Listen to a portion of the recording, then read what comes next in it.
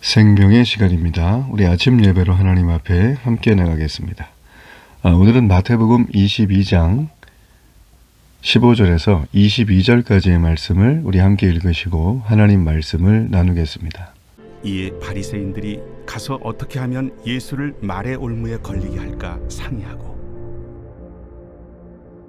자기 제자들을 헤롯 당원들과 함께 예수께 보내어 말하되, 선생님이여, 우리가 아노니 당신은 참되시고 진리로 하나님의 도를 가르치시며 아무도 꺼리는 일이 없으시니 이는 사람을 외모로 보지 아니하심이니이다. 그러면 당신의 생각에는 어떠한지 우리에게 이르소서. 가이사에게 세금을 바치는 것이 옳으니까 옳지 아니하니까? 예수께서 그들의 악함을 아시고 외식하는 자들아, 어찌하여 나를 시험하느냐? 세금 낼 돈을 내게 보이라. 하시니 데나리온 하나를 가져왔거늘 이 형상과 이 글이 누구의 것이냐? 가이사의 것이니이다. 그런즉 가이사의 것은 가이사에게, 하나님의 것은 하나님께 바치라. 그들이 이 말씀을 듣고 놀랍게 여겨 예수를 떠나가니라. 천국은 마치 이렇게 천국에 대한 선포를 이어가시는 예수님. 자, 이 예수님에 대해서 이 대적하는 세력들은 더 집요하고 계획적이고 굉장히 공격적인 어떤 예수님을 시험에 들게 하려는, 그의 입지를 뺏으려는 행동들을 많이 합니다. 자, 이제 우리 지금까지는 어떤 신앙적인 주제, 이 종교적인 주제를 가지고 예수님을 함정에 넘어뜨리려고 했지만 그들은 다 실패했죠. 자, 이번에는 사회적인 주제, 특별히 정치적인 주제로 확대되는 모습을 볼 수가 있습니다. 자, 과연 예수님은 이 부분을 어떻게 슬기롭게 생명의 말씀을 기준으로 극복하시는가. 자, 이 부분을 좀 살피겠습니다. 오늘 여기 말씀해 보게 되면 이 바리새인들이 자신들의 제자를 헤롯 당원들과 함께 예수님께 보냈다라고 되어져 있습니다. 자, 여러분, 이거는 참 사실 좀 의아한 본문이에요. 왜냐하면 바리새인과 이 헤롯 당원들은 서로 결이 같은 사람들이 아닙니다. 노선이 달라요. 바리새인은 구별된 자란 뜻이죠. 그래서 신앙적인 면에 있어서 유대 사회에서 매우 존경받고 영향력 있는 집단이었어요. 율법을 잘 지키고 경건한 삶의 방식을 유지했기 때문에 또 민족주의가 강하죠. 그래서 보수적 성향의 이 유대인들에게는 거의 굉장히 신앙의 멘토와 같은 그런 사람들이죠. 자, 근데 헤롯 당은 이 당시에 그 로마의 지배를 받고 있던 이스라엘이 이 분봉왕 헤롯 있죠. 자, 헤롯을 세웠는데 이 헤롯을 지지하는 사람들의 모임이에요. 예. 그래서 이들은 로마법을 지킵니다. 유대인인데. 그래서 헤롯 당과 바리새인은 서로 같은 입장을 취할 수 없고 같은 방향이 될 수가 없습니다. 근데 오늘 예수님을 함정에 빠뜨리기 위해서 이 적과의 동침을 마다하지 않죠. 자, 우리가 그 정치 문제 이 기사를 보면 이런 일들이 너무 비일비재하지 않습니까? 지금 돌아가는 전국이 굉장히 어지럽고 혼란스럽지만 그들은 정치인이에요. 직업이. 여러분, 속으시면 안 돼요. 직업인데 직업 윤리를 버리는 행동들 때문에 같은 직업에 속해 있는 사람들이 이의를 제기하고 법의 원칙과 기준을 가지고 해주는 게 그들의 역할인데 지금 그게 안 되고 있죠. 예, 법의 기준도 버리고 상식의 기준도 버리고 오직 자신들의 입지를 굳추기 위해서 조금 있으면 또 정권이 바뀌겠지. 주류 세력이 달라지겠지. 어떤 그런 스탠스를 취하는 모습을 온 국민들이 지금 보고 있고 또 해외 외신들에서도 그걸 볼 때 참 자기 나라와 다르지 않는 모습 때문에 당연시 여기고 있죠. 여러분, 제가 늘 자주 말씀드리지만 정치에는 소망이 없어요. 예. 어떤 사람, 어떤 당, 어떤 주장을 하는 사람이 와도 그 사람이 시간이 지나면 이 권력이 고착화되고 썩은 물이 됩니다. 누구나 다 부정부패에 연루되어 있다고 봐도 과언이 아니죠. 정치뿐이겠습니까? 어떤 사회든 마찬가지죠. 자, 여러분, 그렇기 때문에 우리는 내 이익에 맞는 사람을 택하게 돼 있어요. 이걸 대변하는 사람이 정치인이고 내 직업이 그건데 강력한 권력을 주게 될 때 참 어처구니 없는 일들이 벌어진다는 걸 우리가 너무나 많이 봐왔습니다. 대한민국이 저는 부강하기를 원하고 모든 국민들이 원하는 것처럼 안전하고 깨끗하고 자신의 소망과 꿈을 온전하게 실현할 수 있는 건강한 자유민주주의와 법치국가의 틀이 이 헌법의 기준에서 계속적으로 가기를 저는 희망을 합니다. 자, 이 얘기를 왜 길게 했냐면, 자, 이 바리새인과 이 헤롯 왕이 지금 우리가 보고 있는 보수와 진보의 갈등처럼 골이 너무나 깊은데 지금 어떻게 됐어요? 예, 하나의 주제 때문에 모였다는 사실에 집중하자는 거예요. 자, 왜 모였습니까? 자, 예수님을 넘어뜨리기 위해서 모인 거죠. 자, 이 얘기는 당시에 힘을 가지고 있던 사람들이 예수님이 소문에 지나가는 어떤 존재가 아니라 자신들의 권력에 위협이 되는 존재로 여겼다라는 것입니다. 여러분, 이것은 굉장히 중요해요. 우리가 21장의 권위의 문제 얘기했죠. 네, 권위의 문제. 이 권위의 문제를 가지고 바리새인들은 예수님을 공격하려고 했는데 오히려 지적을 당하면서 케요패를 당했어요. 그래서 그들은 헤롯 왕과 정치적으로 연합을 하게 된 것입니다. 자, 이 연합은 언제든 깨질 수 있겠죠. 세상은 그런 거예요. 여러분, 그러기 때문에 뭐 정치뿐만 아니라 여러분이 믿고 신뢰하는 어떤 조직, 단체, 기관, 사람, 어떤 뭐 소그룹 이런 것들 있죠. 거기에 마음을 두지 마세요. 만지 이거는 믿음을 줬을 때 믿음이 배신하는 날이 와요. 네, 여러분, 그러므로 영원토록 변치 않는 하나님께 소망을 두시길 바랍니다. 자, 이번에는 이 헤롯 왕과 손을 잡고 바리새인들이 이 로마 정부에 납세하는 문제, 이 세금 문제를 가지고 예수님을 공경에 빠뜨리려고 합니다. 이게 뭐 세상에 항상 방식이죠.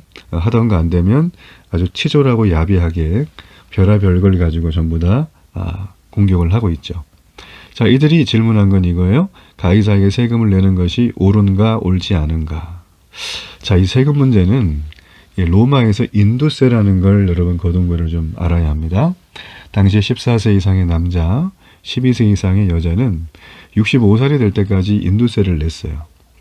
당시에는 평균 수명이 짧죠. 그러니까 뭐 죽을 때까지 냈다고 보셔야 돼요.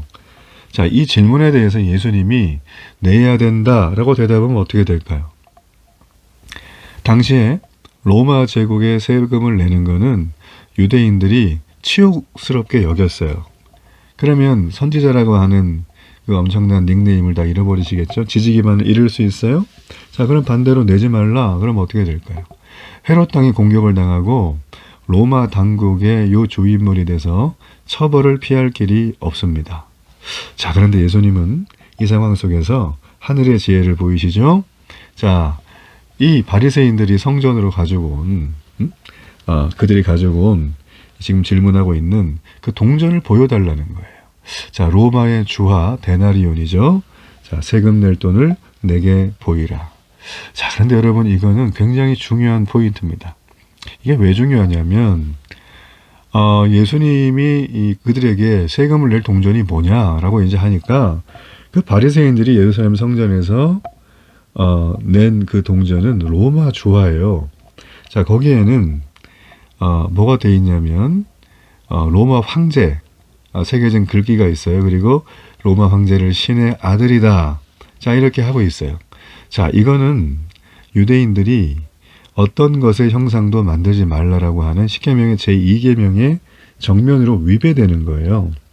당시 로마 관리들은 유대인들이 이런 유일신앙을 잘 알고 있었기 때문에 유대인들에게 이 그들만의 구리 동전을 만들어서 사용하는 것을 허용해 줬어요. 그런데 그 동전을 사용해도 일상생활에는 불편한 게 없었습니다. 자, 그런데 지금 바리새인들이 보낸 사람들은 이 로마 황제의 형상이 새겨진 동전을 거룩한 성전에까지 가지고 온 것이에요. 자, 이게 여러분 뭐예요? 바리새인들이 그렇게 예수님에게 율법을 지키라고 강요했지만 그들 스스로 율법을 어겼죠. 자, 이거를 위선자라고 하는 것입니다. 이 위선자는 헬라말로 연극배우란 뜻이에요. 그들은 하나님을 믿는 척, 신앙을 가진 척, 신앙대로 사는 척 연기하는 자들입니다. 그래서 그들은 회칠한 무덤이죠. 예수님은 그들의 외식과 위선을 이미 마음을 꿰뚫어 보시고 대답해 주셨어요. 가이사의 것은 가이사에게, 하나님의 것은 하나님께 바치라. 자, 하나님을 섬기고 하나님이 정해주신 이 나라의 권세에 복종하라는 말입니다. 자, 여러분, 성도는 어떤 사람입니까?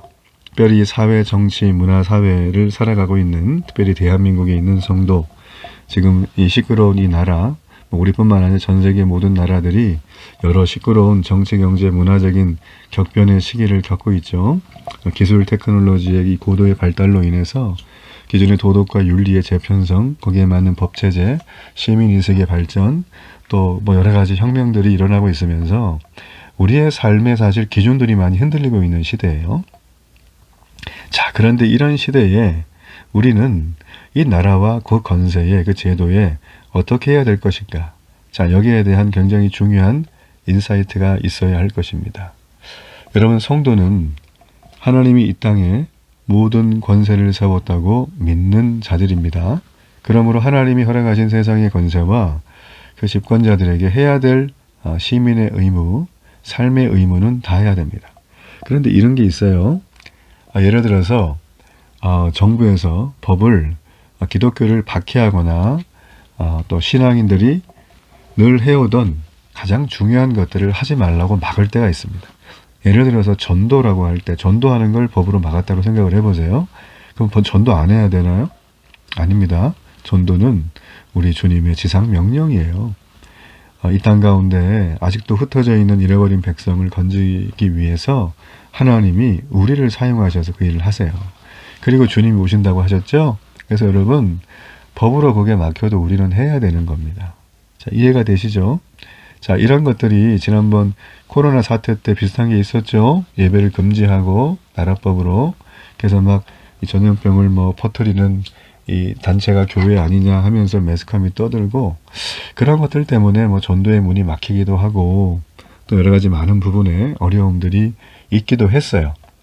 여러분, 그런데 그거 가지고 갑론을박을 하고 우리끼리 신학이 어떻고 성경 해석이 어떻고 하면서 막 싸우고 이거를 막 글로 퍼나르고 쇼츠 만들어 올리고 확인도 안 된 사실을 진짜처럼 말하고 확인된 건 또 오도가 되고, 그냥 이게 여러분 이렇게 온라인에 떠들고 세상에서 떠들고 막 미디어에 떠들으니까 교회 안에까지 사람들이 와서 예배 시간에 설교 말씀을 신뢰하지 못하고, 뿐만 아니라 성도들 간에 교제할 때도 뭔가 벽이 느껴지는 이런 참담한 현실을 제가 목격을 한다는 거예요. 여러분, 우리가 좀 곰곰하고 진지하게 마음의 사욕을 빼고 정말 객관적이고 정당하게 하나님의 편에서 생각을 해보자는 거예요. 네. 오늘 예수님 하신 얘기는 뭡니까? 로마에 순종하라는 겁니까? 아니죠. 그렇다고 로마가 싫으니까 막 전쟁으로 끝내자는 겁니까? 그것도 아니에요. 헤롯 당원 얘네들 다 없애야 된다 이렇게 말하시는 거예요? 그것도 아니에요. 자, 우리가 여기서 포인트를 잡아야 될 건 뭐냐면 세상의 그 어떤 지도자, 정부, 제도, 법, 정치체제, 문화, 경제, 사회 이런 세팅이 확실하게 돼도 사람은 어때요? 거기서 늘 불만을 찾아요. 나는 왜 조금 줘? 쟤만 많이 줘. 이해되죠? 예, 자, 이게 여러분 우리가 얘기하는 정치 철학이에요. 자, 이게 올라가면 우리의 소위 말하면 이제 히랍의 철학자들부터 지금까지 쭉 내려온 것들이에요. 그때 논의한 거나 지금 논의한 거나 기록을 보면 다르지 않아요. 그럼 그때 어떻게 해결했어요? 3,000년, 4,000년 전에. 자, 결론 말해드릴게요. 해결 못했어요. 예. 이게 제도가 좀 좋아서 조금 가다가 또 무너지고, 사람 좀 괜찮으면 조금 가다가 무너지고. 자, 여러분, 이런 세상이에요. 이런 세상인데 우리가요, 뭐라 그래야 돼요? 하나님을 믿는 사람의 이 기준이 먼저인데, 그죠? 예, 이 세상의 문제를 신앙의 메시지보다 더 크게 여겨서 그 메시지에 끌려다니고 있는 모습이 사실 지금 우리의 모습이라는 것입니다. 여러분, 그러므로 성도는 세상의 모든 문제의 신앙의 메시지를 접목시키는 자가 돼야 돼요. 이해되십니까? 내 생각 같듯이 맞지 않는다고 해서 교회에 와가지고 교회에서도 막 이렇게 밥 먹으라거나 등을 지거나 혹은 나는 신앙이 이거라면 믿지 않겠다 하는 그런 경솔한 행동을 해서는 안 되는 거예요. 네. 그렇잖아요? 네. 여러분, 그러므로 우리는 생각을 해야 됩니다. 그리스도인들이라면 세상의 권력 아래 충실하게 삶을 살아야 하지만 그보다 더 높은 대상에 주목을 해야 길을 잃지를 않아요. 헤롯 당은 황제를 숭배했잖아요. 바리새인들은 외식하는 자였잖아요. 그들은 다 하나님에 대한 충성을 버린 자들이라는 거예요. 자, 그 둘 중 어디를 가도 우리에게는 평안함이 있을 수가 없습니다. 여러분, 그러므로 우리의 삶이 내 재물이든 시간이든 인생이든 하나님의 것인데 내 것이라고 생각하는 순간부터 우리는 나를 지켜줄 만한 다른 대체제를 찾는 것입니다. 이것이 바로 복음을 외면한 우상이에요. 대만은 나를 버리고 데살로니가로 갔다라고 하는 바울의 외침, 여러분 귀담아 들어야 되죠? 그가 은혜를 처음 했던 자예요. 근데 떠나잖아요, 하나님을. 그렇죠? 여러분, 그러므로 우리는 기억해야 합니다. 각 격동의 시기가 오고 우리의 삶의 풍파가 올 때 우리가 붙들어야 될 건 뭐예요? 세상이 어떤 주는 나에게 유익이나 달콤한 그런 게 아니라 우리는 그보다 더 높은 대상에 주목해야 한다. 그래야 기도할 수 있어요. 하나님을 나보다 조금 높은 수준에 두면 그 다 의심이 돼요. 무슨 동정녀 마리아가 어디 있고 우리 어떻게 포도주가 되고 이렇게 되잖아요. 근데 하나님은 나와 차원이 다른 분이라고 하면 기적이 믿어지기 시작하는 거예요. 여러분, 신앙을 그렇게 봐야지 너무 이성과 합리의 근거에서 신앙을 내 수준으로 내려서는 안 된다라는 거예요. 자, 말이 좀 길어졌는데, 자, 오늘 요점은 뭡니까? 하나님의 백성은 하나님과 세상의 권위에 둘 다 충실하라는 거예요. 황제의 것은 황제에게, 하나님의 것은 하나님에게. 자, 이런 놀라운 정말 믿음의 정확한 기준을 가지고 오늘도 건강하게 살아가는 은혜가 있기를 바랍니다. 결단의 기도를 드립니다. 살아계신 하나님, 오늘도 하나님의 자녀로 살게 하심을 감사합니다. 세상 그 어떤 내가 아무리 좋아하는 그것이 와도 하나님보다 더 높이 따르는 일이 없도록 주를 향한 내 마음 변치 않는 그런 놀라운 하루가 되게 하소서. 예수님의 이름으로 기도합니다. 아멘.